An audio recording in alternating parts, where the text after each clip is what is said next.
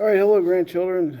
Today is or anybody else who wants to listen. Today is the 27th, Monday after Pentecost, 1 Timothy 5, 1 through 10, and Luke 17, 20 through 25. 1 Timothy 5. Do not rebuke an older man, but exhort him as a father, the younger men as brothers, the older women as mothers, the younger as sisters, with all purity.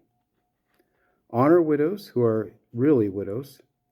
But if any widow has children or grandchildren, let them first learn to show piety at home and to repay their parents, for this is good and acceptable before God. Now she who is really a widow and left alone trusts in God and continues in supplications and prayers night and day. But she who lives in pleasure is dead while she lives. And these things command, that they may be blameless. But if anyone does not provide for his own, and especially for those in his household, he has denied the faith and is worse than an unbeliever. Do not let a widow under 60 years old be taken into the number, and not unless she has been the wife of one man, well reported for good works. If she has brought up children, if she has lodged strangers, if she has washed the saints' feet, if she has relieved the afflicted, if she has diligently followed every good work. Do not rebuke an older man or the older woman. This is the homily or commentary as a sermon by St. John Chrysostom. Rebuke is in its own nature offensive, particularly when it is addressed to an old man or woman, and when it proceeds from a young man too. There is a threefold show of forwardness. So when you have a kid trying to chew out a parent or a grandparent, that's really inappropriate. By the manner and the mildness of it, therefore, he would soften it.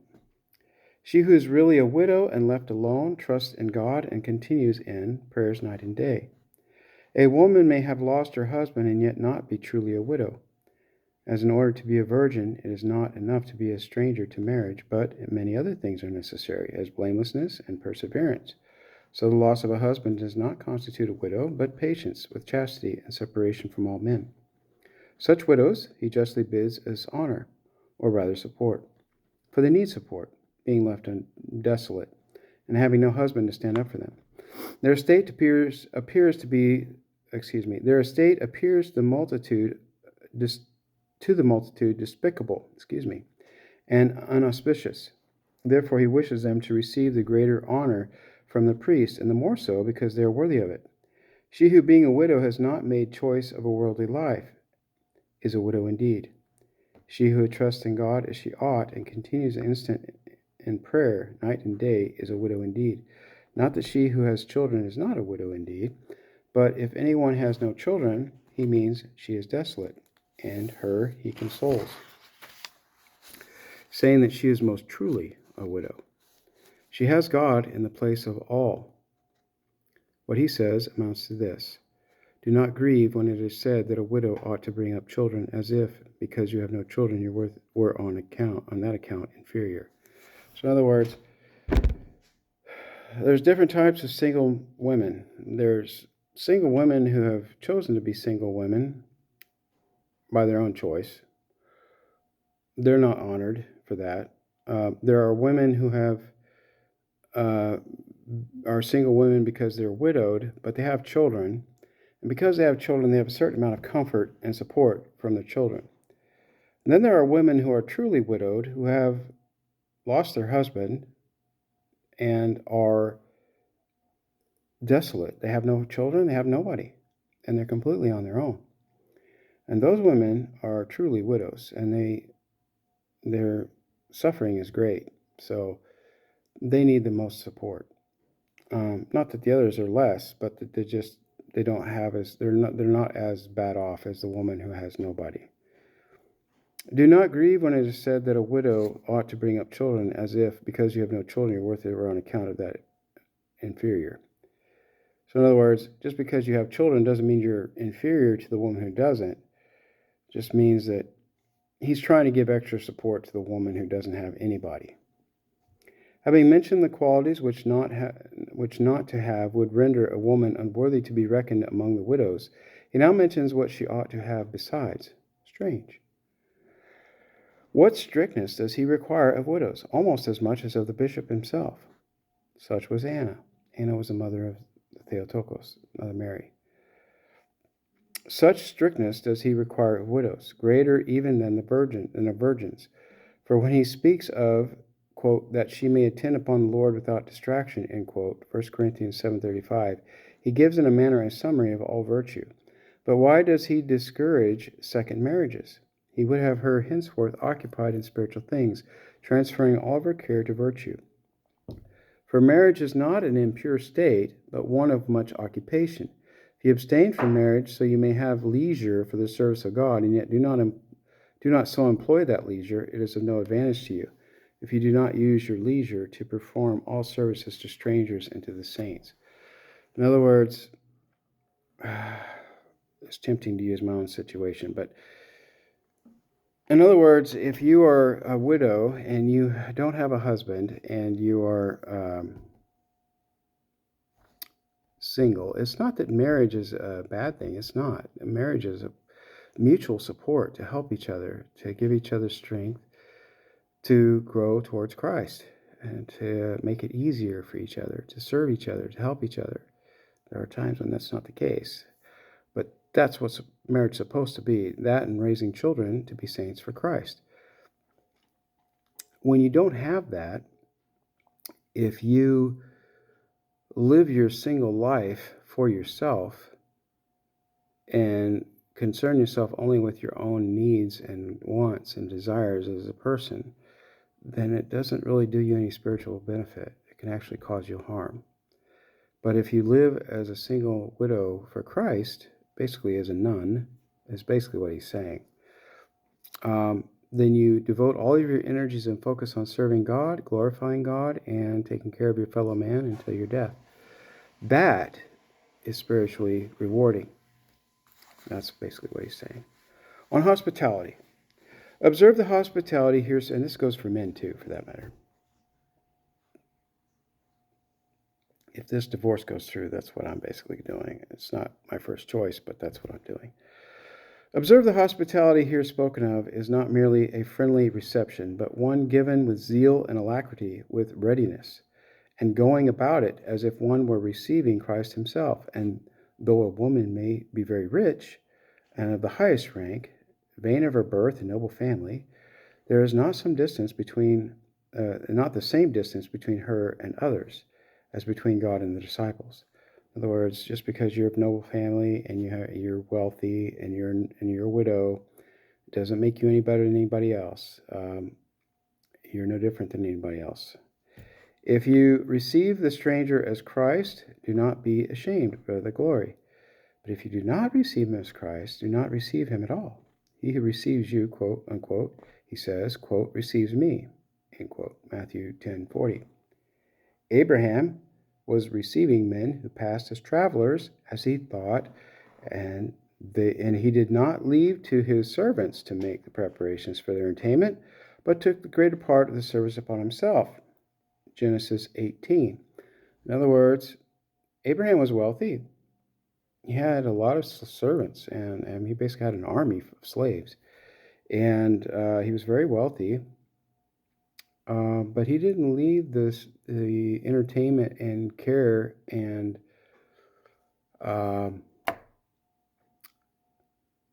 comfort of the three angels to his servants to take care of. He personally went and made sure that he prepared food and comfort and entertainment for the three angels that appeared and came across his way. And that's how we should be, regardless of our wealth or lack of wealth. In service to God, that's how we're supposed to be. On providing for families spiritually and physically. Many consider that their own virtue is sufficient for their salvation, and if they duly regulate their own life, that nothing further is wanting to save them. But in this they greatly err, which is proved by the example of the one who buried his own talent, for he brought it back, not diminished, but entire, and just as it had been delivered to him. It is shown also by the blessed Paul, who says here, quote, if anyone does not provide for his own, end quote. The provision of which he speaks is universal and relates to the soul as well as to the body, since both are to be provided for. For if a man deserts those who are united by ties of kindred and affinity, how shall he be affectionate towards others? Will it not have the appearance of vainglory when benefiting others he slights his own relations and does not provide for them? Let those who spare their wealth neglect their kindred consider this. It was the design of God in uniting us by the ties of kindred to afford us many opportunities of doing good to one another. If therefore you neglect a duty which infidels perform, have you not denied the faith? For it is not faith merely to profess belief, but to do works worthy of faith. So let's take my situation, for example. My situation is like the worst of the worst. So I'm going through a divorce. This is my second divorce. I have two families. I have children from my previous marriage, and I have my present marriage. It is my obligation and duty as a man to provide for both, even though I've been completely rejected and shunned by my wife or ex-wife, or both. And in that situation, I am responsible to provide for the care of my children and grandchildren to the best of my ability, even though I don't have the rewards or benefits of having a family. I'm single. I'm on my own. I've got to take care of myself and them, and under hostile conditions in some cases. So, but that's the job of a Christian. That's my job. That's my duty. And if I do it begrudgingly, I'm not being a good Christian. So I have to, if I'm obviously as a widower, I'm no different than a widow, and I have to still perform good works for God and do it honorably, which I'm horrible at, by the way. And I still have to provide for my families, my children, grandchildren. So basically, I have, against my will, I have to embrace, happily, a life of poverty and provide for my wife and grandchildren as the best I can. Now, that doesn't mean that I don't still have some common sense. It's not like I just throw money down the tubes and just give them all this money willy-nilly so they just blow it without any responsibility or care for their existence or for their eternal life. No. But I don't get to fully enjoy the benefits of my work or my labor with my family. I basically, whatever I'm able to provide for myself and take care of myself, which right now I'm not. My mom's helping me out at the moment because I'm under duress. But once I get my life back in order and I'm stable and I have my own home and I'm taking care of my own bills, whatever I have left over, I'm not just going to automatically give to my wife and children, all of it. I'll give them the child support required, but then I have to take whatever's left and try to invest it and build up that whatever wealth I can for the time I have left. I don't even have much of a retirement because of society today and the economy.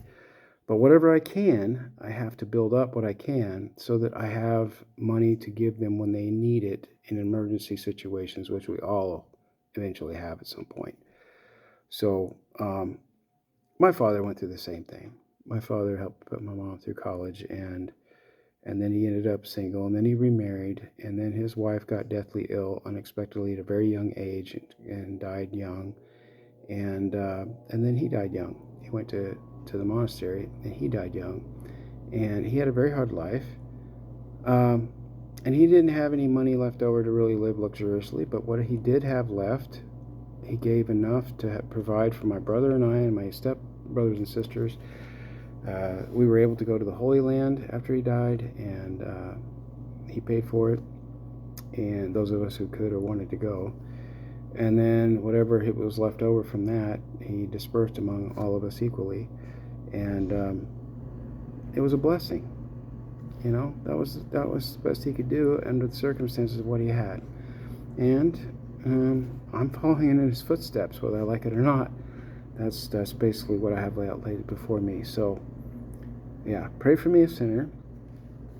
Let's continue the commentary of St. John Chrysostom.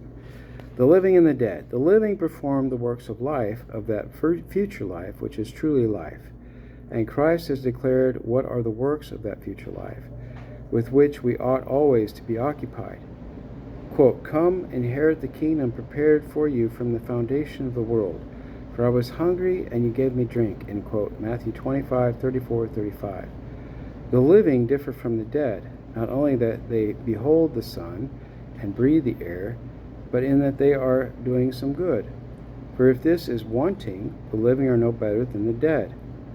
A man who lives in pleasure is dead while he lives, for he lives only for his belly. In other senses, he does not live. He does not see what he ought to see. He does not hear what he ought to hear. He does not speak what he ought to speak, nor does he perform the actions of the living, for nothing relating to the life to come affects him. Intemperance, taking him into her own bosom, as to into some dark and dismal cavern, full of all uncleanness, causes him to dwell altogether in darkness, like the dead. Even in the morning, when he seems to be sober, he is not sober in reality, since he has not yet rid and cleansed himself of yesterday's excess, and is still longing for a repetition, and spends most of the morning in deep sleep. When luxury overwhelms the soul, its reasonings within are disturbed. Do not look at the cheerful and merry countenance, but examine the interior, and you will see it full of deep dejection. For the more the body grows and sleek and gross, the more lean and weakly is the soul, and the more one is pampered, the more is the other hampered. St. John Chrysostom Homilies 13 and 14 on 1 Timothy 5, book number 57, pages 450, 451, 454, 455, 453, and 451. Oh, this is going to be a long video. I may have to do 2 parts. Alright, so I have to deal with this too.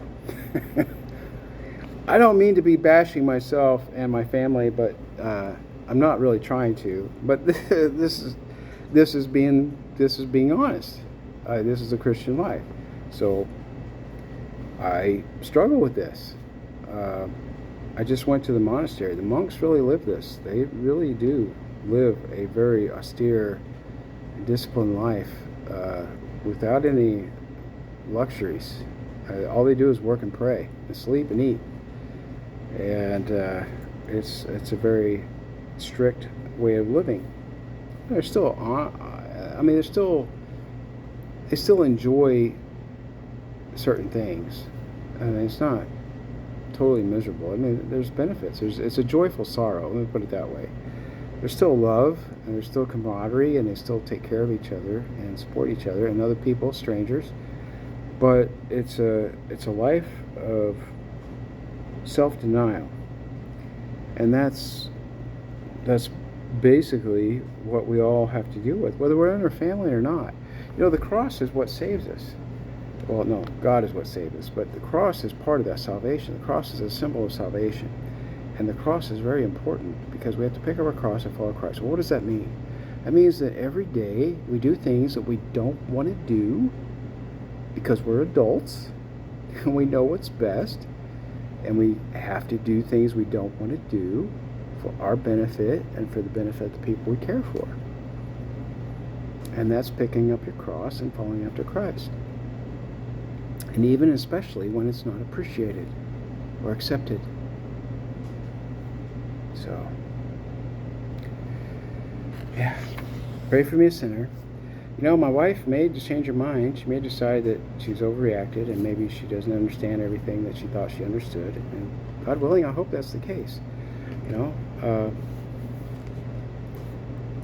but regardless of whether she changes her mind or not, and whether this divorce goes through or not, it doesn't change anything. Nothing's changed. Nothing's changed. There's